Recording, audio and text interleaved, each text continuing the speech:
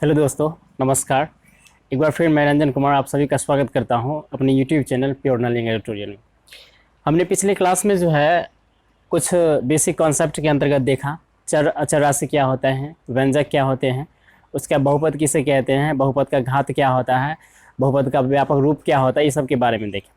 उसके बाद आगे जो आता है इसी में बेसिक कॉन्सेप्ट के अंतर्गत ही आता है बहुपद का गुणांक। बहुपद का गुणांक किसे कहते हैं? देखिए, बहुपद का गुणांक कहने का मतलब कोफिशिएंट ऑफ पॉलिनोमियल, यानी कोफिशिएंट ऑफ पॉलिनोमियल किसे कहते हैं? तो एक चीज़ याद रखिए कि एक कोई यदि बहुपद है तो बहुपद में चर के बगल में जो संख्याएं गुना रहती है उस संख्या को, या जो अंक गुना रहता है उस अंक को जो है बहुपद का गुणांक कहा जाता है।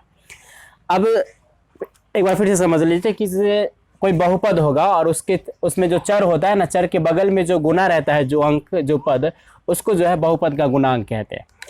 अब देखिए, जैसे यहाँ एक एग्जांपल दिया गया है कि 4x² - 5x + 9 में जो है x² का गुणांक जो है 4 है। यानी देखिए, इसमें 4x² - 5x + 9 में जो है x² का, यानी ये जो गुणांक जो है ये 4 है।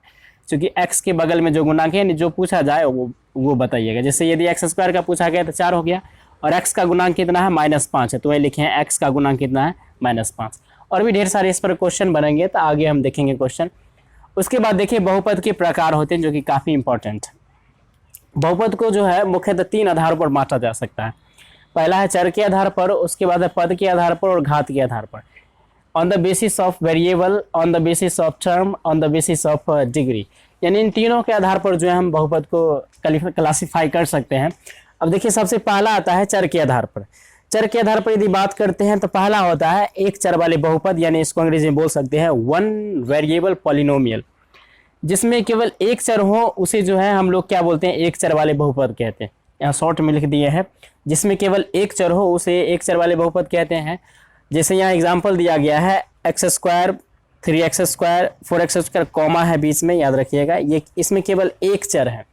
इसमें देखा जाए तो 2 चर हैं, यानी 2 चर वाले बहुपद, यानी 2 वेरिएबल पॉलिनोमियल। जिसमें केवल 2 चर होते हैं, 4x² + y + z, और सॉरी 2 है, ये z नहीं है, 2 है, ये 2 है। इसमें देखिए एक x है और एक y है, ये 2 चर हो गए। उसके बाद जो आता है ये x और ये y, इसमें भी 2 चर हो गए। यानी हम लोग बोल सकते हैं कि जिसमें केवल 2 चर होते हैं उसको 2 चर वाले बहुपद कहते हैं, और 3 चर वाले बहुपद जिसमें केवल 3 चर हों, जैसे x, y, z, यहाँ भी है 3x² - 4y + z, यहाँ कॉमा है बीच में। ये दोनों अलग अलग एग्जाम्पल है, और भी इस तरह से एग्जाम्पल हो सकते हैं। जैसे देखिए a + b + c, यह भी एक व्यंजक है और यह भी एक बहुपद है, बोल सकते हैं। और ये 3 चर वाले बहुपद हैं, a, b, c अलग अलग हैं। और उसके बाद देखिए सेकेंड नंबर पर आता है हमारा पद के आधार पर, यानी on the basis of term. पद के आधार पर जो है बहुपद को एक पदी बहुपद, द्विपदी बहुपद और त्रिपदी बहुपद कह सकते हैं। एक पदी बहुपद कहने का मतलब जिसमें केवल एक पद होते हैं उसको जो है एक पदी बहुपद कहा जाता है। जैसे 4x² - 3x², 5x एटसेट्रा, ये सब जो है एक पदी है। देखिए, इसमें केवल एक ही टर्म है, यानी एक ही पद है, इसलिए इसको कहेंगे एक पदी बहुपद। अंग्रेजी में इसको बोलते हैं मोनोमियल। उसके बाद आता है द्विपदी बहुपद, जिसको बोलते हैं बाइनोमियल। यानी दो, इसमें जो है ना 2 पद होंगे, इसमें केवल एक पद होंगे, इसमें कितने पद होंगे? 2 पद होंगे। यानी जिसमें 2 पद होते हैं, यानी जो 2 टर्म होते हैं उसको जो है द्विपदी बहुपद कहा जाता है, यानी बाइनोमियल पॉलिनोमियल कहते हैं। जैसे देखिए यहाँ 4x² + 5, इसमें 2 पद हैं, एक 4x² प्लस और एक +5 है, यानी 2 है। एक 4x², उसके बाद है +5। फिर 6x - 3, इसमें भी 2 टर्म है, यानी 2 पद हैं, तो इसको हम जो है द्विपदी बहुपद कहते हैं। उसके बाद देखिए त्रिपदी बहुपद, तो जिसमें केवल 3 पद हों, जिसमें केवल 3 पद हों। जैसे देखिए यहाँ दिया गया है 5x² + 4x + 9, इसमें देखिए एक पद, 2 और ये 3, ये 3 पद है, तो इसको बोलेंगे त्रिपदी बहुपद। इसमें भी देखिए 1, 2 और ये 3, तो इसमें भी 3 पद हैं, तो इसको बोलेंगे हम लोग त्रिपदी बहुपद। उसके बाद यानी हमने देख लिया चर के आधार पर, उसके बाद जो है घात के आधार पर, पद के आधार पर। अब देखिए अगला जो हमारा है वो है घात के आधार पर, यानी घात के आधार पर बहुपद के प्रकार। तो घात के आधार पर भी बहुपद के प्रकार होते हैं और काफ़ी इंपॉर्टेंट है ये। देखिए रैखिक बहुपद, सबसे पहला बहुपद जो है वो है रैखिक बहुपद, इसको बोलते हैं लीनियर पॉलिनोमियल। पॉलिनोमियल यहाँ नहीं लिखे, आप लोग लिख लीजिएगा। रैखिक बहुपद किसे कहेंगे? जिसमें केवल एक घात हो, यानी बोल सकते हैं कि बहुपद का वैसा प्रकार जिसमें केवल एक घात हो उसको हम लोग जो है रैखिक बहुपद कहते हैं। जैसे यहाँ पर देखिए 4x + 9, इसमें घात कितना होगा? 1, इसलिए घात केवल एक होगा, इसलिए जो है इसको कहा जाता है रैखिक बहुपद। फिर 7x - 1, इसमें x के पावर कितना हो जाएगा, 1 हो जाएगा, इसलिए जो इसको कहा गया रैखिक बहुपद। और भी इस तरह से एग्जाम्पल हो सकते हैं। यानी इसका व्यापक रूप देखें तो इसका व्यापक रूप हो जाएगा ax + b, यानी ax + b को जो है इस रूप में यदि रहे ये बहुपद तो इसको रैखिक बहुपद के अंतर्गत रखा जाता है। लेकिन एक चीज़ याद रखिएगा, a जो है ना ये a बराबर 0 नहीं हो सकता। यदि ऐसा क्यों, देखिए यदि a 0 हो जाएगा तो हम देते हैं ax + b, यानी यहाँ a के स्थान पर 0 हो जाएगा ना, गुना करेंगे 0 से तो 0 ही हो जाएगा प्लस b, यानी केवल b ही आ जाएगा, यानी एक अचर बहुपद आ जाएगा। हम आगे पढ़ेंगे इसके बारे में। इसलिए जो है ना a बराबर 0 नहीं होना चाहिए। हमने देखा अभी तक बहुपद का गुणांक, उसके बाद बहुपद का गुणांक, बहुपद के प्रकार को 3 आधारों में बांटा गया था, एक चर के आधार पर, उसके बाद जो है पद के आधार पर, उसके बाद जो है घात के आधार पर हमने देखा। उसके बाद आगे जो है रैखिक बहुपद के बाद जो आता है द्विपदी द्विघात बहुपद बोल सकते हैं, यानी द्विघाती बहुपद। तो तब तक इतना राइट डाउन कीजिए, उसके बाद जो है हम आगे बताते हैं।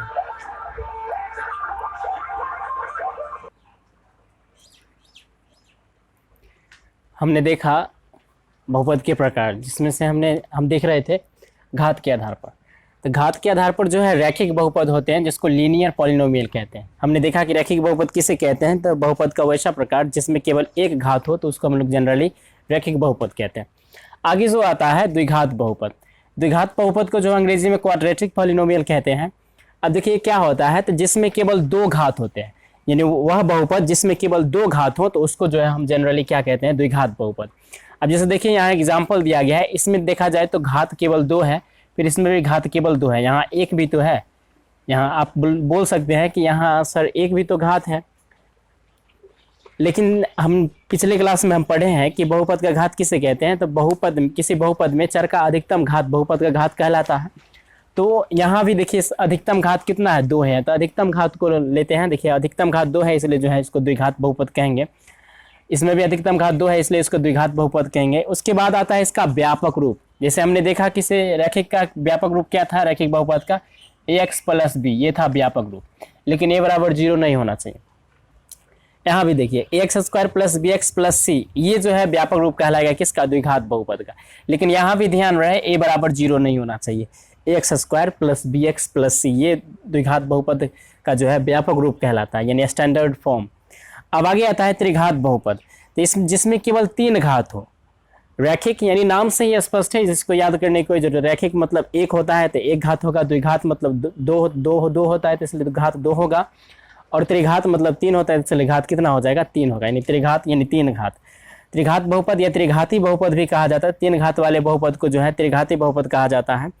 तो इसमें जो है इसका व्यापक रूप यदि देखिए यहाँ भी एग्जाम्पल दिए गए हैं। घात 3 भी है, 2 भी है और 1 भी है। तो सबसे अधिकतम घात को लेते हैं, सबसे अधिकतम घात है 3, तो इसलिए जो है ये त्रिघात बहुपद का उदाहरण है, और ये भी त्रिघात बहुपद का उदाहरण है। इसका व्यापक रूप यदि देखें तो ax³ + bx² + cx + d, ये भी क्या है, ये बहुपद का त्रिघात बहुपद का जो है व्यापक रूप कहलाता है। तो यानी इस तरह से जो है हमारा बहुपद का प्रकार जो है खत्म होता है।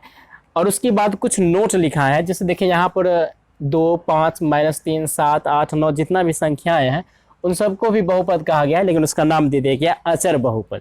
इसको कहा गया अचर बहुपद, जिसको अंग्रेजी में बोलते हैं कांस्टेंट पॉलिनोमियल। कांस्टेंट पॉलिनोमियल कहते हैं, यानी संख्या रहे, यानी डिजिट रहे। देखिए 2, 5, -3, 7, ये सबको जो है क्या कहते हैं, अचर बहुपद कहते हैं। आगे जो आता है हमारा शून्य बहुपद। तो जिस बहुपद का गुणांक 0 हो, जिस बहुपद का गुणांक 0 होता है उसको जो है शून्यक बहुपद कहा जाता है। जैसे देखिए यहाँ पर 0 × x² - 0 × x, तो ये एक शून्यक बहुपद है। कैसे, देखिए इसका अचर का गुणांक क्या है, 0 है, फिर इस x का गुणांक कितना है, 0 है। यानी जिस बहुपद में चर का गुणांक यदि 0 होता है ना, उसको जो है शून्यक बहुपद कहा जाता है। इतना याद रखिएगा। ये सब अभी सबसे ऑब्जेक्टिव क्वेश्चन जनरली पूछ ले जाते हैं एग्जाम में, तो ये सब ऑब्जेक्टिव हमारा जो है ना बनाता है, इससे ढेर सारे ऑब्जेक्टिव जो है ना कंप्लीट हो जाते हैं। तो ये था कुछ बेसिक इस चैप्टर को समझने के लिए। तो जितना बेसिक समझे हैं ना अभी, उस पर जो है ढेर सारे क्वेश्चन आते हैं, तो आगे जो है हम क्वेश्चन करेंगे खूब। तो देखिए सबसे पहले जो है हम जितना पढ़े हैं उसका एक बार रिकैप कर देते हैं। सबसे पहले हमने देखा था सम बेसिक कॉन्सेप्ट के अंतर्गत चर और अचर, चर और अचर के बारे में। चर और अचर के बारे में देखा था, तो जो जिसका आंकिक मान बदलता है वो चर होता है, जिसका आंकिक मान नहीं बदलता यानी नियत रहता है उसको बोलते हैं अचर राशि। उसके बाद हमने देखा व्यंजक के बारे में कि व्यंजक क्या होता है। तो चर और अचर के मेल से जो है ना व्यंजक का निर्माण होता है, यानी चर और अचर को माइनस प्लस गुना भाग द्वारा यदि शामिल करते हैं तो जिसका निर्माण होता है उसी को बोलते हैं व्यंजक। इसी को बीजीय व्यंजक भी कहा जाता है। उसके बाद हमने देखा बहुपद के बारे में, क्या आखिरकार बहुपद क्या होता है। तो बहुपद भी कुछ नहीं है, एक व्यंजक ही है, और इसमें जो है चर का घात जो होता है ना वो एक पूर्ण संख्या होता है, तब जाकर हम उसको बहुपद कहते हैं, तो नहीं तो नहीं कहते हैं। उसके बाद हमने देखा बहुपद का घात क्या होता है, बहुपद का गुणांक क्या होता है। उसके बाद हमने प्रकार भी देखा, इसका स्टैंडर्ड फॉर्म भी देखा किस तरह से रहता है बहुपद। तो यानी आफ्टर ऑल जो है जितना बेसिक कॉन्सेप्ट था उसको हम देख लिए हैं इस चैप्टर को समझने के लिए, और इस चैप्टर को समझने के लिए आगे और भी बेसिक कॉन्सेप्ट आएंगे जिसमें शेषफल प्रमेय है, फिर बहुपद का शून्य कैसे ज्ञात करते हैं, ये सभी के बारे में हम लोग अच्छी तरह से समझेंगे। तो तब तक जो है आप लोग इन सभी पर जो है तैयारी करते रहिएगा, इन सब पर प्रैक्टिस कीजिएगा, ये सब को जो है पढ़ते रहिएगा ताकि जो है ना आप माइंड पर रहें हमेशा। तो आप फिर जो है अगले क्लास में जितने भी पढ़े हैं ना इस पर जो है क्वेश्चन होगा। तो हम अगली क्लास में जो है क्वेश्चन का सेशन होगा, तो कुछ क्वेश्चन होंगे एक स्लाइड में ख़त्म हो जाएंगे, तो उसके बाद जो है हम आगे बढ़ेंगे, तो क्वेश्चन कर लेंगे उसके बाद। तो आप इस पर तैयारी कीजिएगा। और अहमियत बात की सबसे पहले जो कहना चाहेंगे कि आपको यदि वीडियोज़ पसंद आए हों तो हमारे वीडियोज़ को लाइक करें और इसको हमारे चैनल को जो है सब्सक्राइब करें। फिर अगले वीडियोज़ में मिलते हैं, तो बाय, टेक केयर।